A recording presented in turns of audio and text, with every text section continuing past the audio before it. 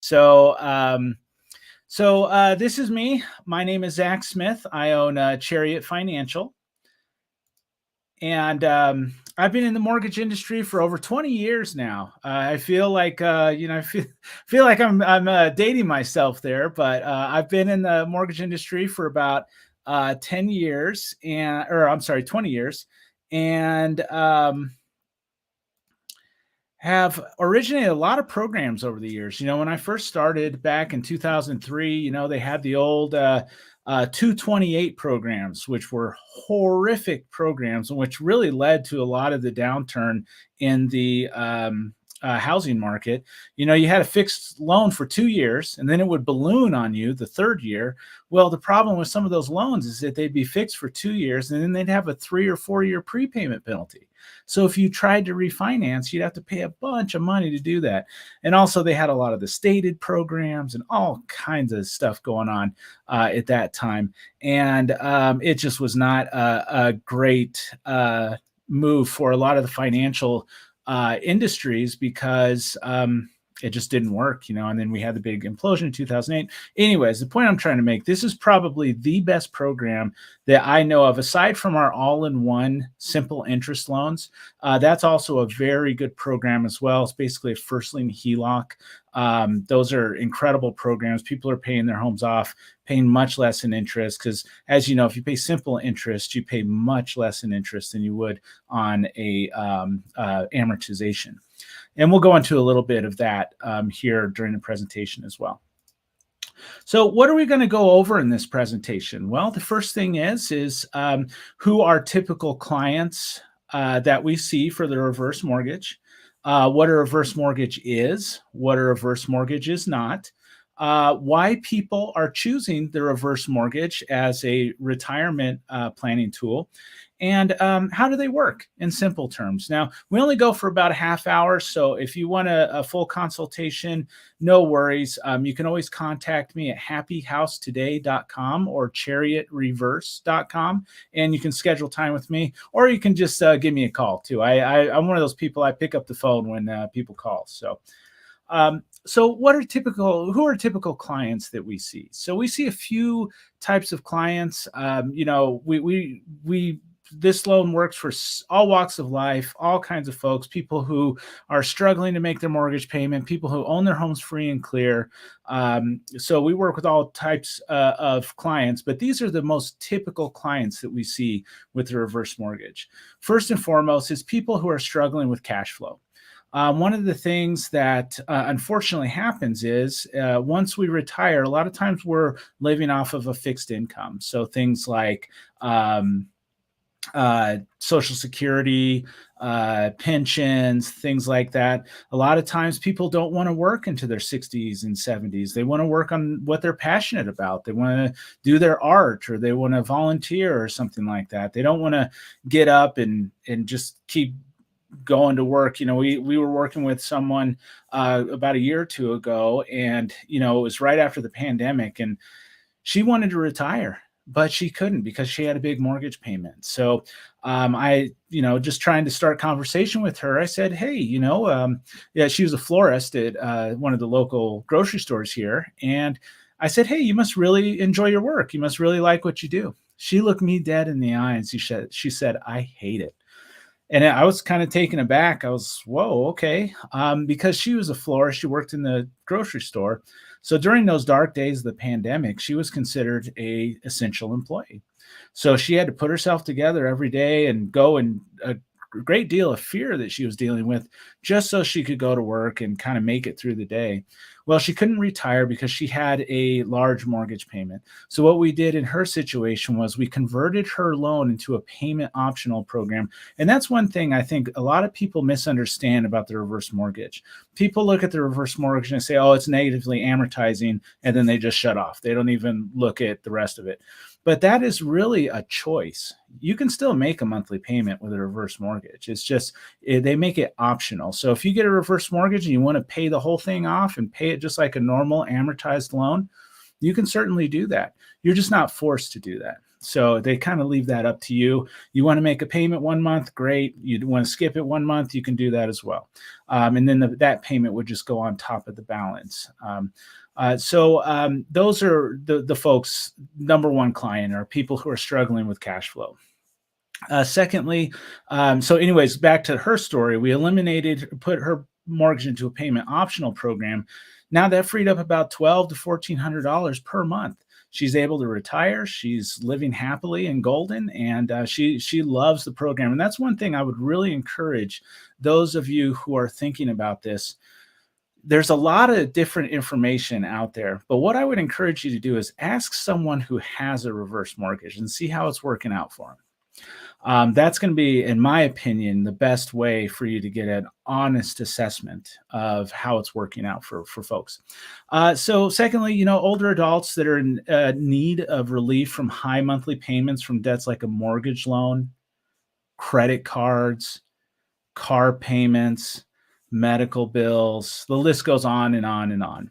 There's kind of that quiet storm forming, I think, with credit card debt right now because, the interest rates are super high right now. The money is expensive. And credit card debt, I mean, my gosh, some of those interest rates are in the 30s. So I think people are getting by right now, but there's a lot of debt mounting, I think. And I don't think that a lot of people are really paying attention to that.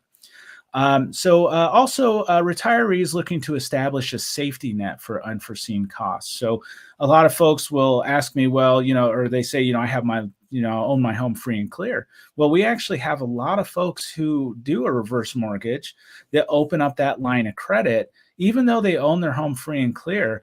But the idea is that it's kind of like when I teach my classes for the state, for real estate agents on a reverse mortgage, I always ask this question, would you rather have a penny that doubles every day for 31 days, or would you rather have this suitcase full of $1 million cash? Well, really what you want is you want the penny, because if you take a penny and double it for 31 days, you have $10 million. That penny's worth $10 million. But the thing is that if you pull it out at 15 days, it's only worth about 300. So the idea with the reverse mortgage is that people keep their investments intact, during times when they need them. You need a new car, or you have an expenditure that comes up unexpectedly. Instead of taking that out of your assets, out of your nest egg, that, the nest egg becomes vitally important in retirement, mainly because we don't know how long we're going to need it. We could live to 70, we could live to 80, we could live to 90, we could live to 100. If you're planning for 70 and you live to 100, that's 30 years of assets that you have to plan for.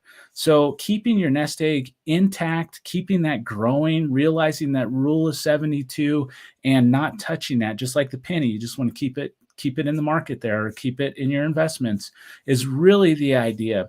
So when something unforeseen comes up, even though they own the house free and clear, they'll be able to access cash so that they can look at that for an emergency. And, we'll talk a little bit about equity here in just a moment, but, equity is great to have, but it's a lot like having that glass coffee table right in the middle of your living room full of cash that you can't get to. So, we'll talk a little bit more about that as the webinar goes on here. So what is a reverse mortgage? There's a lot of different information out there. A lot of people are confused about the program. What is it? Oh, it pays me back, or, so main reason we're doing these webinars is to really get all the cards out on the table so that you know exactly what it is. So it is a mortgage loan, and it does have monthly payments. It's just that those payments are optional.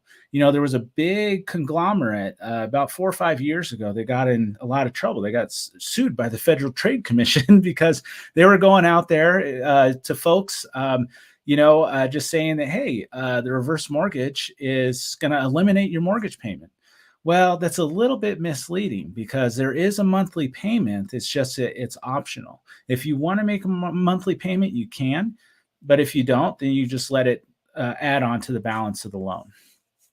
So generally, the reverse mortgage is set up with a line of credit cash payout. So we just show up with a suitcase full of cash for you, or a tenured payment that's paid out over time.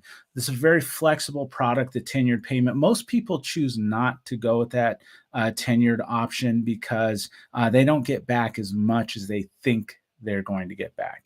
But we can, if you want to bridge the gap from 62 to 65 for Medicare or something like that, or bridge the gap, maybe you got an annuity coming in the next few years, you just want to bridge the gap or something like that. We can always set up like a term of, any year that you want, 5-year, 10-year, 8-year, 7-year, doesn't matter. We can set up any term so that you are receiving income back from the equity in your home. And by the way, just something to mention that I say income, it's not really income. It's more because it is a loan. You do have to pay it back when you vacate the residence. So it's actually money that you're getting out of the equity of your home. It is a loan. So you got to pay it back. Good thing is you're not going to get taxed on it. So you pull, $150,000 out of your line of credit, it's not going to be taxable. So what a reverse mortgage is not. I run into a lot of different information from folks that, it's some of the information that people get about this program it's I don't know where they get it, and it's like, well, that's not at all how it works. So it's not a government takeover of your home. It's kind of like in 2008, really tough time for a lot of people. And, I was right in the thick of it. I was at JP Morgan Chase and their loss mitigation department working on modifications for people, trying to keep people in their homes. And it was a really tough time, but there was a sentiment among a lot of people back then that the bank wanted your house, so they were going to foreclose on it. Trust me, the bank does not want your house. They don't want to deal with real estate. It's a big problem for them. They want your money. They want your money in the form of interest is what they want. And they've become very astute at collecting that our hard-earned income in interest. For example, a 30-year fixed loan, you pay 50% of the interest in the first 10 years. So first 5 years, your payment mostly is going to interest. So, but that's why programs like the simple interest loan, things like that have been so intriguing as of late, especially with rates going higher. It's not a way to make you upside down on your home. Now, can you go upside down on your house with a reverse mortgage? Yes, absolutely. So it's, for instance, someone who, like myself, the second I turn 62, if I go, do a reverse mortgage and God willing, I live to 100, I'm probably going to be upside down on my house at that reverse mortgage. But the thing is, and people look at that, oh, well, you're going to be upside down. Well, yeah, but I didn't pay a mortgage for 40 years either. So it's kind of like taking a nickel out of your left pocket and putting a dime in your right pocket. So, it's kind of a cost versus reward. And let's say my mortgage payment was $2,000 a month. What kind of investment could I put in for 40 years at $2,000 a month? How much do you think that would grow over that 40-year period? So it's really the thought of leaving behind. If you're looking to leave a legacy, some people, they want that last check to bounce, which is great. I totally get it. But if you are looking to leave behind a legacy or something like that, I would want to leave behind a higher net worth, not so much more equity. And this is a non-recourse loan as well. So if you do go upside down, they will sell it to your heirs if you pass, or if you vacate the residence, whatever the case is, they'll sell it to your heirs for 95% of the appraised value. So if it's worth 300 and you owe 400, they'll sell it to your heirs for 285, which is 95% of 300. They'll sell it to them for 285, even though you owe 400 on it. So that's one of the reasons why there's an upfront mortgage insurance premium and things like that. And the costs are somewhat high on these reverse mortgages. They're not out of pocket, but you do get charged an amount to do the loan. And that's one of the reasons, is because they're covering their costs with that. Because gosh, if we have another 2008 event where all the properties plummet or something like that, I mean, there's not a better program on the face of the planet that you'd want to be in than the reverse mortgage. because it's a non-recourse loan. Back in 2008, again, people were short selling their house. They had a, house that was worth 200 and they owed 250 on it. Well, they would do the whole short sale, sell for 200, negotiate that with the bank, say, hey, I can't get any more for it. What do you want me to do?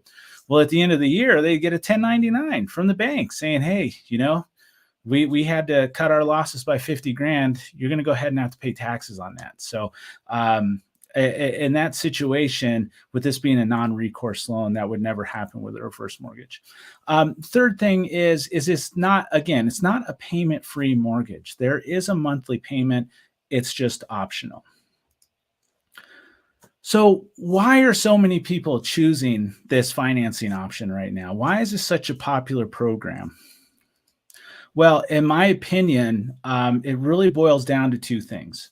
One, liquidity.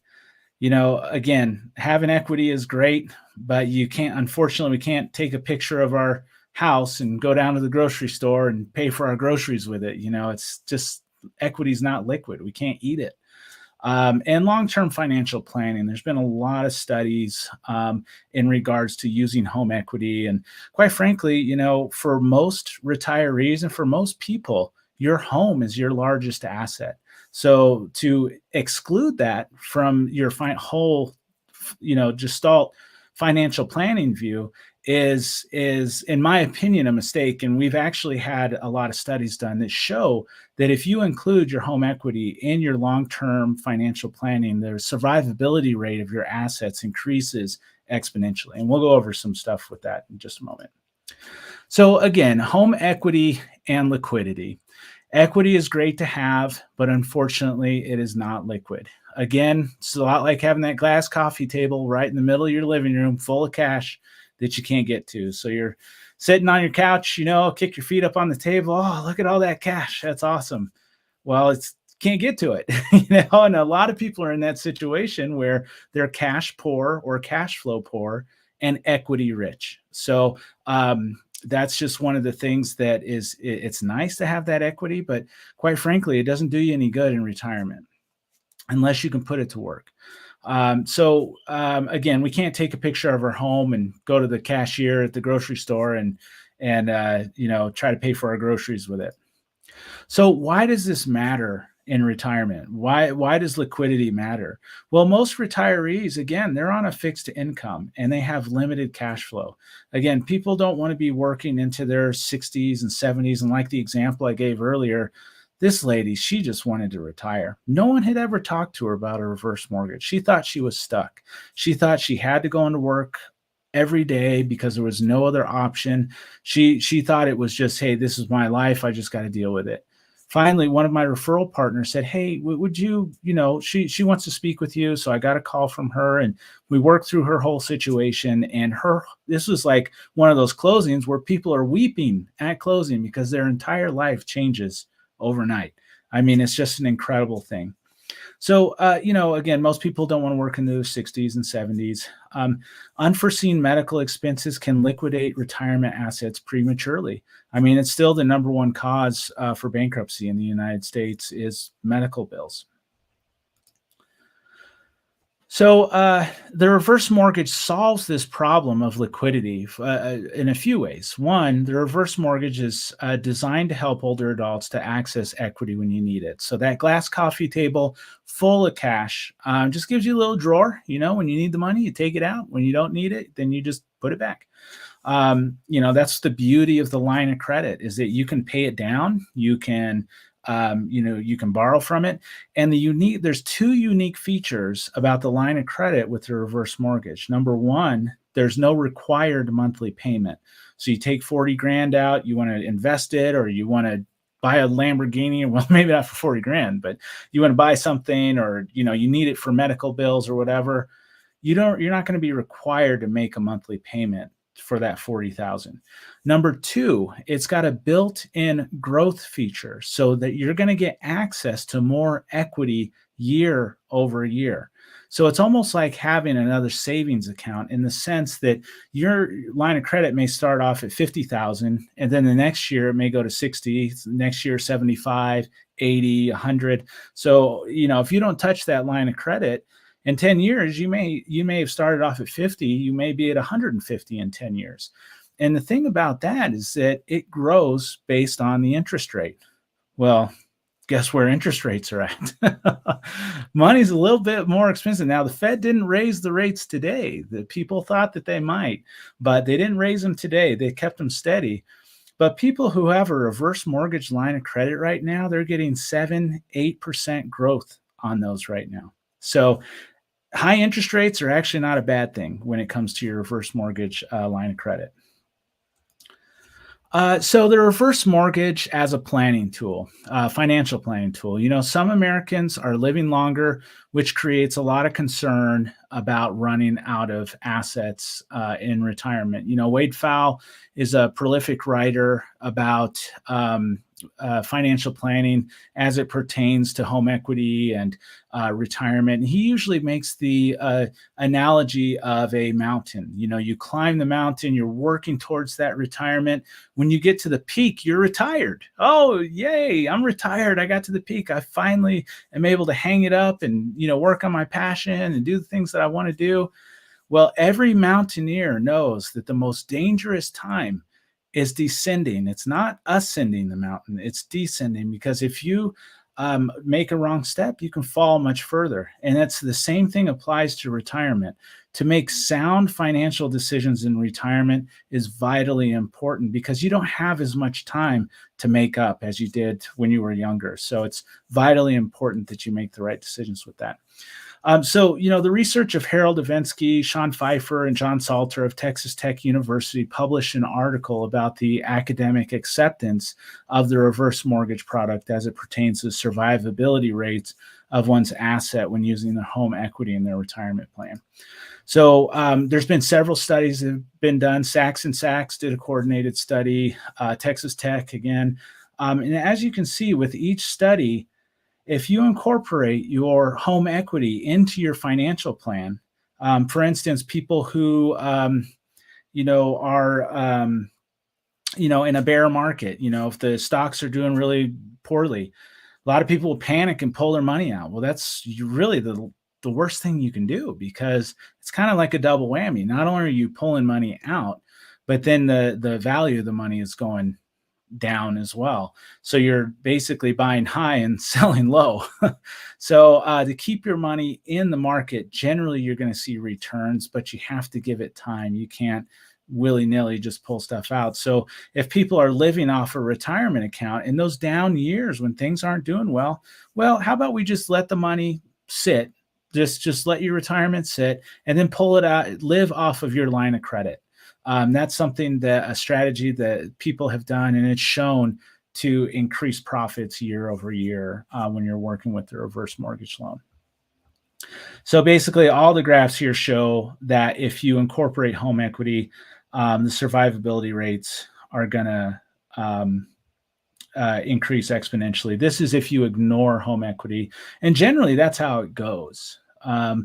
Is that people will exhaust their retirement funds, and then they're like, what do I do? The money's gone. And then the only really thing to do at that point is to either sell the house or to do a reverse mortgage.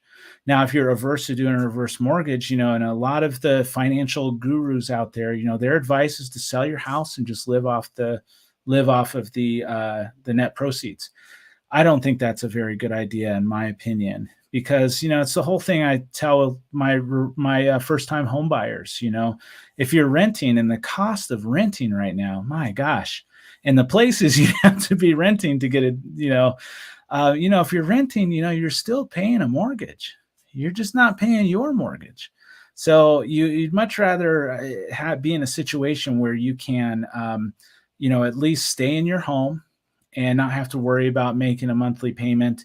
The other thing that comes into play here is that, let's say someone wants to go to the bank. Well, I don't want a reverse mortgage. I just want to go get a line of credit, or I want to qualify for a loan so I can use some of my equity because I want to stay in my home. Well, the two issues with that is, one, qualifying. The risk assessment on a forward mortgage is much different than a reverse mortgage. They're going to be looking at your income, your assets, your credit. A lot of times with fixed incomes, there's not enough income to qualify, especially with the money being the way it is now. Reverse mortgage risk assessment is completely different. It's basically they're assessing age and equity. Those are the two big risk assessments that they're doing, not income.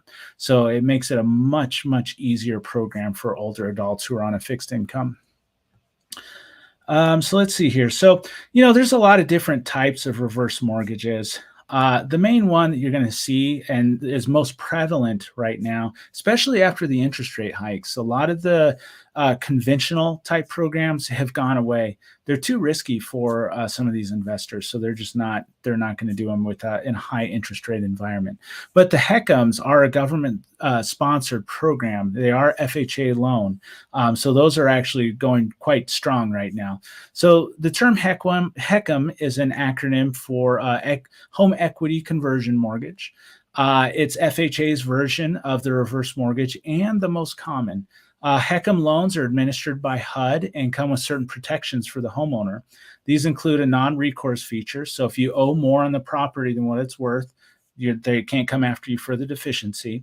Number two, if the bank fails, if we have another, meteor hits the earth and we have a bunch of bank failures again, which people were concerned, with the Silicon Valley thing and stuff like that. But they have security features in there that says, hey, if your bank fails, we're going to take over the servicing. We're putting our name on this. And also increased access to funds in the line of credit over time. Again, we talked about that. People are getting 7 to 8% growth on their line of credit right now. Well, we know this guy. This is our buddy Tom Selleck, and he hit the nail right on the head when he said the reverse mortgage is just like any other loan. The only difference is how you pay it back. And it's so true. Instead of the investor getting funds back monthly in the form of interest, they basically wait it out until you vacate the residence, until you're either until you pass, you vacate the residence, no longer your primary residence. Let's say you find a property in Costa Rica and you go live there and you rent out your property. Well, that would be a violation because you're not living in your house 6 months in a day. Now you can snowbird, no problem. In fact, I've had clients use their reverse mortgage to become snowbirds. They take the money out of their reverse mortgage, buy a property down in Florida or whatever with the cash, and then they go back and forth. And the beauty of that is that they don't have a monthly payment. So they just acquired another piece of real estate and their cash flow stays the same. So that's how they get paid back, is when you vacate the residence or it no longer becomes your primary residence. So same thing as any other loan, except they get paid back differently. So why is it called a reverse mortgage? So the reverse mortgage is still a mortgage, but it doesn't have a monthly payment. This payment is optional. So if you don't make that payment, you're going to have negative amortization. If you choose, so taxes and insurance will need to be paid separately in most cases. So the two biggest myths about the reverse mortgage that I see is, one, that you'll be upside down the day you take one out within a few years.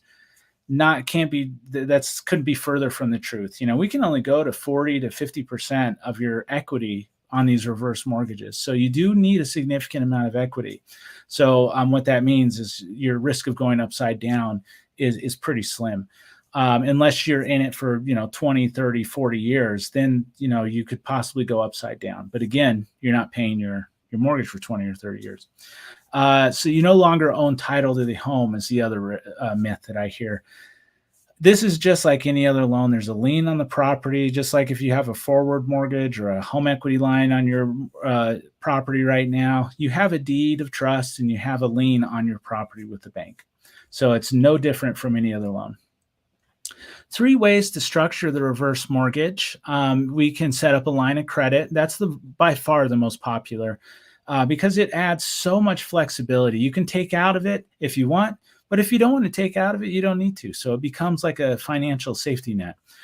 Cash payment, we just show up with a big suitcase full of cash, a guy in a black suit with a suitcase handcuffed to his shows up and shows you the cash.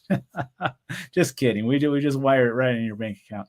Or you could do a tenured payment. Tenured payment is basically like turning your house into an annuity where it pays you back. That's what most people think a reverse mortgage is, but that's not. That's like 1/3 of what it is. I mean, we can do different combinations of each, but by far, most people choose a line of credit because of the flexibility and the growth that they're getting on them right now. So, how is the qualified amount determined?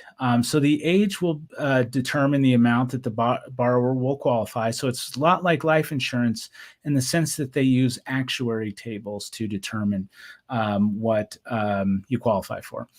For instance, someone who is 62 can borrow less than someone who is 82. And if you'd like a personal consultation, I'm always available. You can set up an appointment or just give me a call.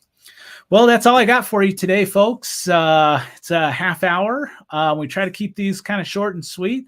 So if you have any questions for me, is there anybody that has any questions right now? You can just talk to me in the chat there if you do. If not, then you can visit me at Chariot Reverse. And let's see here. Yep.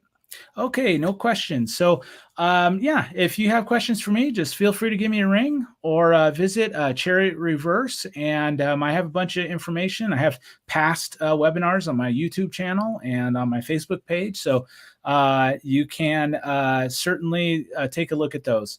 Well, thank you so much for joining us today. And I hope everybody's having a great day and have a wonderful rest of your day. And we'll see you next time. Thanks a lot.